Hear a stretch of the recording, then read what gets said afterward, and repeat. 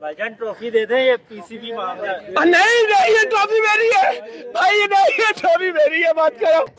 आज सुबह क्या हुआ, भारतीय मीडिया ने ये अपने चैनल्स के ऊपर खबरें चलाने शुरू कर दी कि बीसीसीआई से मोहसिन नकवी साहब ने सॉरी बोल दिया है और अपने रवैये पर माफी मांगी है। कुछ देर बाद मोहसिन नकवी साहब ट्विटर पर आए। उन्होंने कहा कि ना तो ऐसी कोई बात है और ना ही हमने अपॉलॉजी किया, और मैंने जो किया मैंने दुरुस्त किया। उन्होंने कहा है कि अगर इंडिया को ट्रॉफी चाहिए तो अपने कप्तान को कहें कि एसीसी के ऑफिशियल दफ्तर आए और आकर मुझसे ट्रॉफी ले जाए। मेरा उसके पास इतनी औकात कहाँ से आई ये नहीं समझ में आ रहा मुझे सर, बट उसके पास आई औकात और वो बोला है ये नहीं। औकात क्या, औकात उसकी कहाँ से आती है?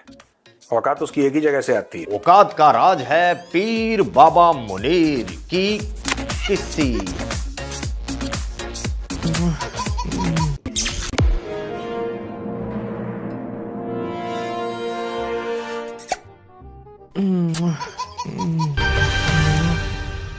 इनको इतनी शर्म नहीं आती पाकिस्तानियों को जो हारने के बाद इन्होंने जश्न बनाया। इंडिया अभी सपोर्ट कर रहा है कि हम ट्रॉफी भी लेंगे, हम इस्तीफा भी लेंगे, तो ये तो बात सच है भाई, उनमें पावर है। मोहसिन नकवी का बताना चाहता हूँ ये आदमी कौन है। इसको जिसको जरदारी कहता था ये मेरा बेटा है। अब ये सोच लें कि इसका कैरेक्टर क्या होगा और वो जो बेटा है उसकी क्या इखलाकियात होंगी। बात तो सही है।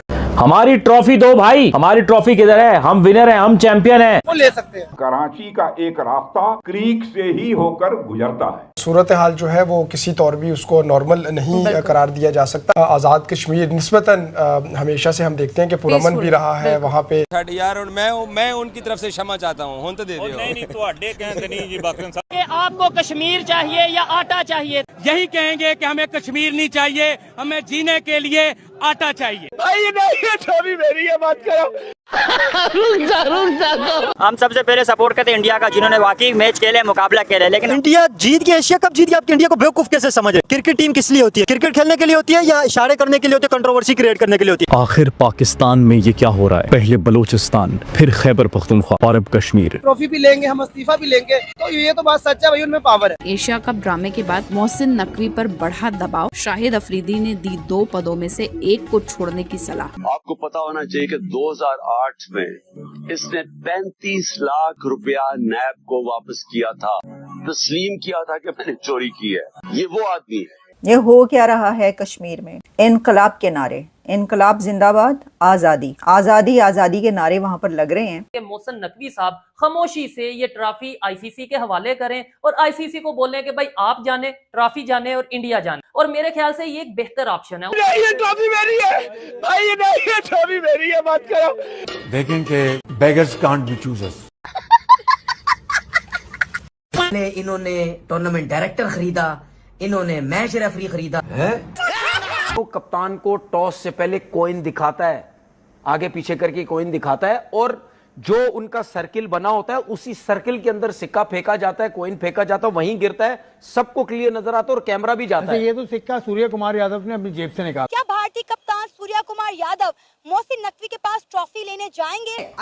अब आप चाहे जितना मर्जी डिस्को डांस कर लो, भंगड़े डाल लो, पेट पे लेट जाओ, उल्टे लेट जाओ, ड्रामे करो, रो धो तमाशे करो, कोई फर्क नहीं पड़ेगा। नहीं मतलब नहीं। फुल स्टॉप, खत्म स्टोरी। उसका हक बनता है, उसकी ट्रॉफी है, उसने जीती, उसने इस तरह नहीं कि मतलब वो कोई चुरा लिया ये वगैरह ना, उसने ट्रॉफी जीती, उसका हक बनता है, हमने ट्रॉफी देना था, लेकिन उसने नहीं लिया मोहसिन नकवी से। अभी अगर वो मोहसिन नकवी उसको कह रहे कि मतलब दफ्तर में आके ले जाओ, अभी तो डिजिटल जमाने, उसको मतलब ऐसे बाइक या पे करवा सकते हैं, ऑनलाइन भी बेच सकते हैं ना। हमारे पाकिस्तानी तो मैच की ऐसे ही करते हैं, लेकिन इंडिया यार टीम अच्छी है, जो होगा उनको मिलना तो चाहिए था। आप कहने के क्रिकेट को सीरियस नहीं लिया हुआ है, तो इंडिया ने सीरियस लिया हुआ है ना, तो इंडिया तो अच्छा खेल रहे। आप कह रहे इंडिया पाकिस्तान दोनों। जो बुमराह ने जो स्टाइल किया, देखो हारिस रऊफ की कॉपी की ना उसने भी, लेकिन पहले तो हारिस रऊफ ने इनको इतनी शर्म नहीं आती पाकिस्तानियों को जो हारने के बाद इन्होंने जश्न बनाया। यार आप मैच क्या कर रहे हो आप? देखिए ये भी एक बात है ना कि हार के भी खुश हो रहे, हार के भी खुश हो रहे हैं हमारे पाकिस्तानी। लेकिन हारिस रऊफ के बारे में क्या कहेंगे, जिस तरह की उसने घटिया परफॉर्मेंस दी है? आया क्रिकेट खेलने के लिए और कर इशारे रहे, क्रिकेट उससे खेली नहीं जाती है, इशारे किए जा रहे, इशारों का झाड़ डालने जब क्रिकेट ही नहीं खेल पा रहे। यही बात है ना कि पाकिस्तानी टीम है ही ऐसी, एक मैच चलेगी तो सही है। अभी देखो ना, इन्होंने ना बाबर को खिलाया ना रिजवान को, क्या फायदा इनके मैच खेलने का? सलमान आकर कैप्टन बने घूम। लेकिन जब उनको भी पता था कि उसके चेयरमैन हैं, उन्होंने ही ट्रॉफी देनी और असूल भी यही है, ये सबको पता है, ये उनको भी पता है। जब उनको पता है कि हमारा टाकरा पाकिस्तान से होने जा रहा है, हमें ट्रॉफी देने वाले चेयरमैन मोहसिन साहब हैं, तो फिर वो उनको जब पता था तो वो आती ना, साफ कह देते जी हमने पाकिस्तान के साथ खेलना ही नहीं है, या तो पहले आप भाग जाते। मैदान में आके भागने का क्या काम बनता, मैच जीत के भागने का क्या काम? मुझे तो बहुत सारे फ्लॉज नजर आए हैं। ठीक है, सबसे पहले तो जो आपके कैप्टन है, लाइक ही वाज, इसको टीम से निकालो, इसको बोलो बस ऐसे ऐसे करो, एयरफोर्स में इसको भर्ती करवा दो। उन्होंने इजैकुलेट नहीं किया, बल्कि तैयारे को जो टाइम वो इजैकुलेशन में लगा सकते थे। तो भाई इनकी ये नोटंकी चलती रहेगी।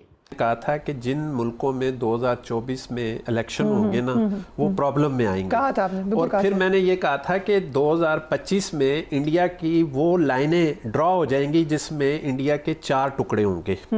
ठीक है, वो लाइनें ड्रा होना शुरू हो गई हैं। अच्छा, इस पे हम एक डिटेल्ड एनालिसिस भी कर रहे हैं, ये जो आप बात कर रहे हैं, कितने डिवीजन हो सकते हैं उसमें? जो पहली लाइन ड्रॉ होने जा रही है वो सितंबर में पाकिस्तान इंडिया के अंदर जो है 2 बड़े टुकड़े अलग होने जा रहे हैं। एक खालिस्तान बनने जा रहा है, उसकी बकायदा आपको खुशखबरी मिलने जा रही है। ये सितारे मैं बता रहा हूँ, मेरा कोई सियासी वो नहीं है, क्योंकि जो लाइनें वहाँ सितारों के हिसाब से बन रही हैं, खालिस्तान और कश्मीर आपके हिस्से में आने आ रहा है।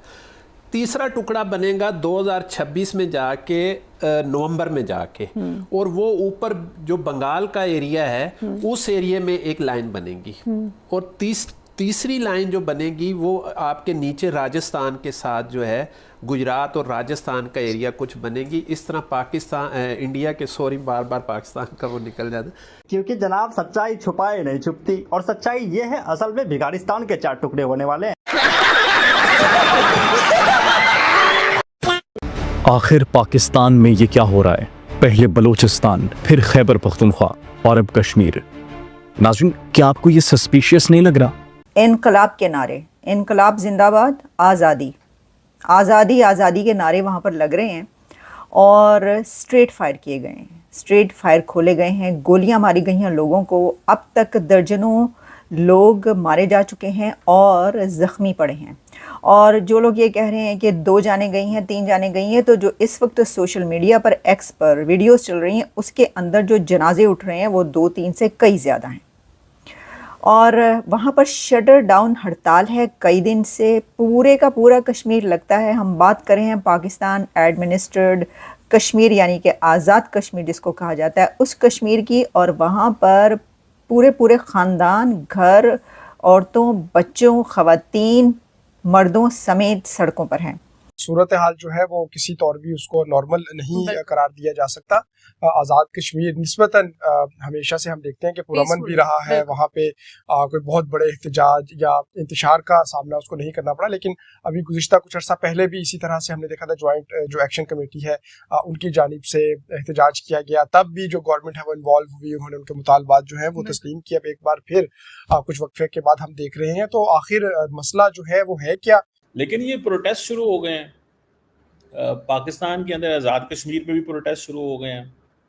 उन्होंने डिमांड्स रख दी हैं और उन डिमांड्स में से एक डिमांड है कि गैर मुल्की फ़ौजें बाहर निकलें।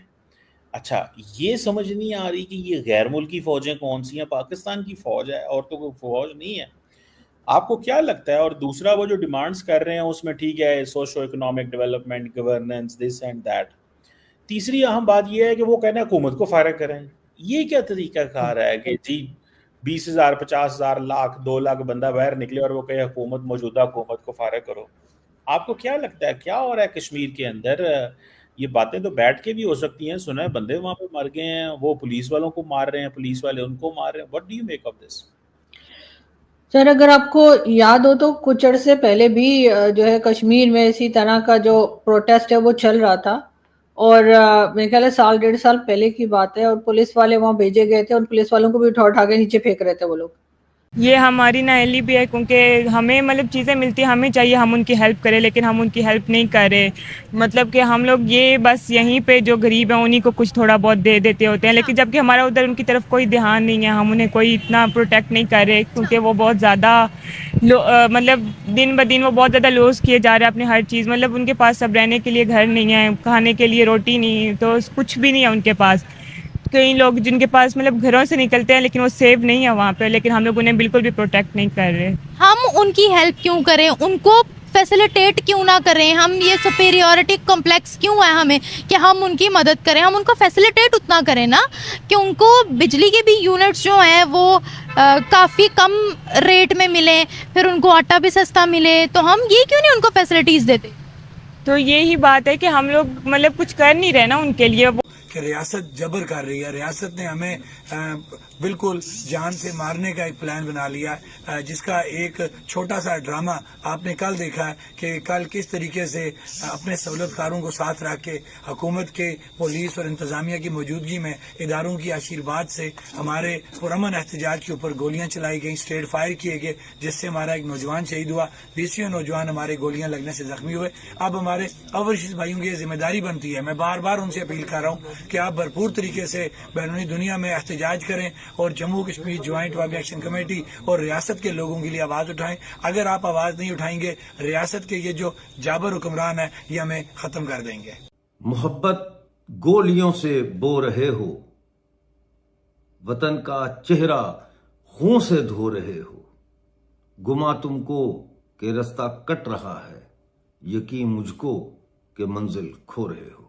ये हबीब जालिब के वो अल्फाज हैं, उनकी शायरी के वो मिसरे हैं जो उन्होंने 1971 में उस वक्त कहा था जब बांग्लादेश में ऑपरेशन सर्च लाइट शुरू किया था पाकिस्तानी फौज ने। बड़ी मशहूर हुई थी ये उनकी गज़ल कि वतन का चेहरा खून से धो रहे हो, यानी इतना कत्लेआम उन्होंने किया ये सोच के कि शायद पाकिस्तान का जो इशू है, कौमी सवाल है, वो गोलियों से हल हो। एक तो ये कि बहुत सारी लोग जो है वो लगाए गए हैं इस बात के ऊपर कि आप ये बातें करते रहें कि भाई ये तो किसी एजेंडे पे काम कर रहे हैं और ये तो ये कर रहे हैं, ये तो फलां कर रहे हैं, तो ढिमका कर रहे हैं। असल में मसला ये है कि ये कश्मीर के ही लोग हैं, ये कश्मीरी हैं जेन्युइनली, ये स्टेक होल्डर्स हैं। किसी अगर वो प्रोटेस्ट कर रहे हैं और वो अपनी डिमांड्स, उन्होंने 38 डिमांड्स हैं इनकी, पहले 8 थी, आप 38 है जो लास्ट ईयर इनका प्रोटेस्ट हुआ था। तो उनको ये कहना, हालांकि अभी कुछ दिन पहले बाकायदा इनके साथ अमीर मुकाम साहब जो मिनिस्टर हैं कश्मीर अफेयर्स के, और शायद उनके अलावा भी दूसरे मिनिस्टर मेरे जहन में नहीं रहे, लेकिन इनके मुज़ाकरात उधर 12 घंटे ये मुज़ाकरात जारी हैं।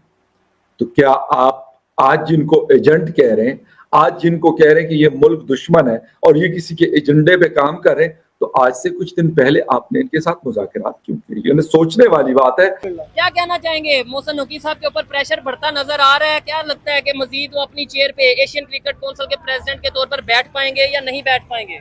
असल में देखा जाए तो आईसीसी जो एक बड़ा न्यूट्रल अदारा समझा जाता है कि जब भी पूरी दुनिया में किसी क्रिकेट का इशू होता है तो आईसीसी उसको कंडेम्ड करता है, आईसीसी उसमें जाता है, इन्वॉल्व होता है और उस मसले को सॉर्ट आउट करता है। लेकिन इस टाइम आईसीसी के जो चेयरमैन या प्रेसिडेंट हैं वो जय शाह हैं। वो जय शाह है, अमित शाह के बेटे हैं वो। तो अगर आईसीसी का चेयरमैन के होते हुए, इंडिया का चेयरमैन होते हुए कोई इंडिया के खिलाफ वाली चीज आ जाए तो वो इंडियन जो ऑडियंस है, इंडियन जो अवाम है, इंडियन मीडिया है, वो ही बर्दाश्त नहीं करेगा ना सबसे पहले तो। जय शाह जो साहब, लेकिन फिर भी देखें उन्होंने अभी तक कोई ऐसा डिसीजन नहीं लिया, लेकिन लग रहा है कि अब सीट से असल में देखा जाए मोहसिन नकवी साहब ने जो अपना मौकफ था ना वो अवाम के आगे, मीडिया के आगे रखा ही नहीं, सही से रखा ही नहीं गया उनसे। अब देखा जाए ना इंटरनेशनल मीडिया कोई हमारी बात कर रहा है, अगर मोहसिन नकवी साहब ने कोई अच्छी बातें की है या अपने मौके पे खड़े हैं, अगर वो राइट में है, तो अगर इंटरनेशनल मीडिया बात क्यों नहीं करा उनकी?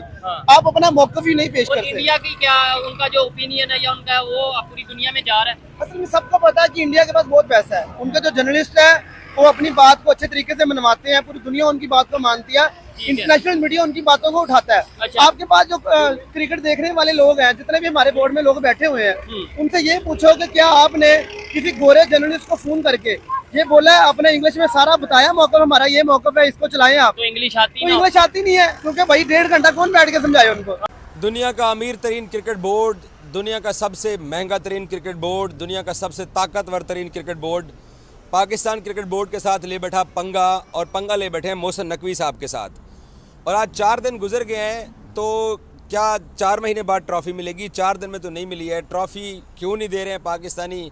चलो हम मीडिया वाले तो चलो पाकिस्तान का मुकदमा लड़ते हैं कि जो वहाँ पर इंतज़ार कराया गया एसीसी चेयरमैन को, अब उसके लिए थोड़ी पेन भी बर्दाश्त कर लें, लेकिन पाकिस्तान क्रिकेट टीम के फैंस क्या सोचते हैं, जो कि मौजूद भी थे वहाँ पर, इनसे जानने की कोशिश करते हैं। चाचा पाकिस्तानी मेरे साथ मौजूद हैं। फारूक भाई, क्यों नहीं ट्रॉफी दे रहे हो? बेचारे जीत के गए ने, एतमन्नो ना। नहीं, जीतना और बात होती है, और जो तकब्बर और गरूर और बड़ी बड़ी बातें कहना वो और बात होती है। इनको शायद पता नहीं कि इनका पहली दफ़ा पंगा मोहसिन नकवी से पड़ा है। ये पाकिस्तान में अगर इनके कोई दूर दराज के रिश्तेदार है ना, तो उनको एक मेल करके चेक करें, इनको पता चले वो किस ब्रांड का नाम है। इसको जिसको जरदारी कहता था, ये मेरा बेटा है। अब ये सोच लें कि इसका कैरेक्टर क्या होगा, और वो जो बेटा है उसकी क्या इखलाकियात होंगी। मैं जो इसमें आया